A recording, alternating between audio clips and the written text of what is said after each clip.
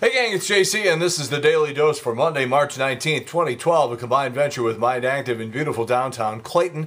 Great television archives top of the page, eye candy below, and over in the corner, our rock and roll poll question, which on Friday was that St. Louis Circuit Court ruled in favor of St. Stanislaus in their 10-year-long battle with the Catholic Church. Archbishop Carlson surprised everybody when he called a news conference and said he'll take it all the way to the Supreme Court if necessary. Our question, what do you think? And this is our most lopsided answer in the history of doing the rock and roll poll, which is a year and a half old now. And 94% of you said someone needs to tell the Archbishop the war is over, Warmer dropped the big one. That was 94%. Only 6% of you think the Catholic Church has a right to continue to fight against St. Stans. All right. Claire McCaskill has got their new advertising campaign, radio and TV, and they use the outstate pronunciation of Missouri. They say Missouri repeatedly through the commercials. So what do you think? Does this bug you? A, the only acceptable pronunciation is Missouri. B, the only acceptable pronunciation is Missouri. C, candidates tailor their messages and campaign promises depending on what region they're in all the time.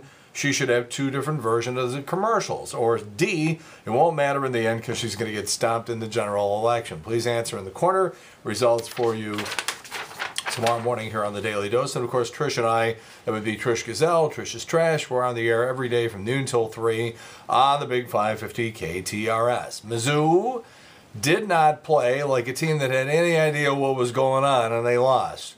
SLU played like a team that knew exactly what was going on, and they lost.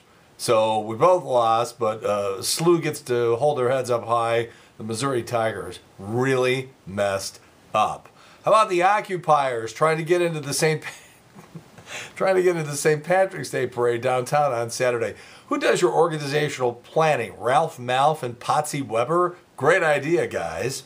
By the way, back to basketball, the NCAA basketball stuff. You know, for years, in the NFL, you try to kick a field goal, and you get that camera from behind the goalpost, and then you see the goalpost, and there's always some clown with that big Dayglow John 3:16 sign, and you think to yourself, how that guy always gets those seats right between the goalposts, so he's on TV. How did that happen? Well, you noticed it again if you were watching basketball over the weekend, because right in the shot, center shot, somebody calculated where the camera was going to be, where the player was going to be, and then right next to his head, again, one of those big Dayglow signs with the black block letters, John 3:16.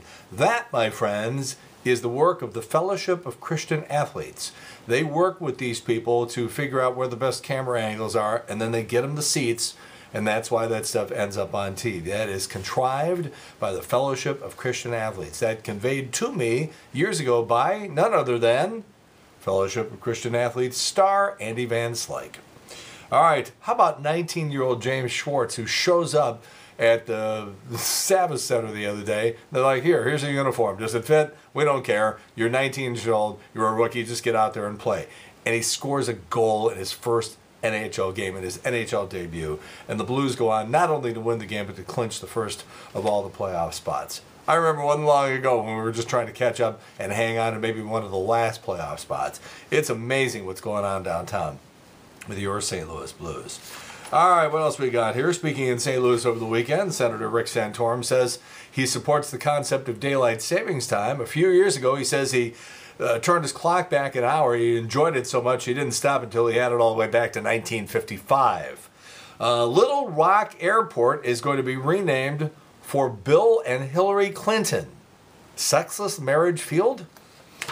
There's a movie in the works about the early days of MTV. It's called I Want My MTV, the uncensored story of the music video revolution. That one has a chance. That one has a chance. That's a compelling story. Let's see if they get somebody good to do it.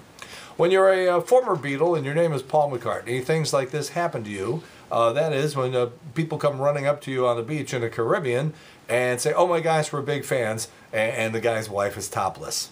That happened to him. Dennis Miller has been cast on an ABC sitcom called Awesome Town. Miller is going to play Nelson Burke, the genius boss of Burke Architecture, who is described as having never smiled and surgical with his cut-downs. People will remember that Dennis Miller was in the movie The Net with Sandra Bullock. He didn't last long. He got whacked in about the first 15 minutes. He was also in Joe Dirt playing a disc jockey.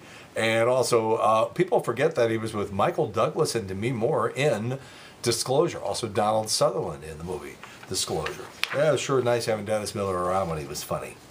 College students on spring break are supposedly behaving better than in past generations. It's because of YouTube, folks. And the internet nearly wiped out the newspaper industry, and now it appears to be doing the same thing to business cards. Everybody's using LinkedIn. Business card revenue down 13% over the last 5 years. According to Orkin, the #1 bed bug city in America is Cincinnati, Ohio, followed by Chicago, Detroit, Denver, and Los Angeles, which moved up 20 spots since they last did the survey. I don't know. St. Louis, by the way, not in the top 25 for bed bugs. Apparently all the meth and gonorrhea in Missouri kills them.